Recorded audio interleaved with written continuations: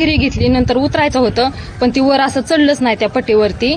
आणि ज्यावेळेस स्फोट झाला त्यावेळेस ती 2 बॉडी अशा साईडला पडल्या. तर त्या एक बॉडी अशी पूर्ण ही झाली होती आणि एका बॉडीचा तर चेहरा दिसत नव्हता, पूर्ण असं शरीर फुगलं होतं. तुम्ही हा अपघात पाहिला का डोळ्यांनी? हा, डोळ्यांनी पाहिलं. आम्ही घराच्या पाठीमागच काम चाललं होतं आमचं. नेमकं काय घडलं त्यावेळी? त्यावेळेस विमान गावाकडूनच येत होतं, असं खूप अंतरावर खाली होतं, वरती नव्हतंच ती.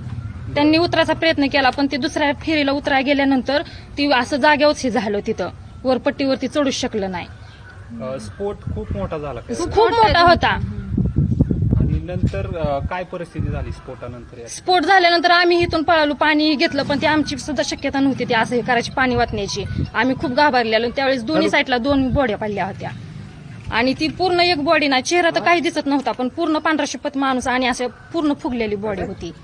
2 बॉड्या साईडला पडल्या, बाकीच्या बॉड्या पूर्ण आत होत्या आणि खूप मोठा जाळ होता तिथं. आम्ही लय घाबरलेलो.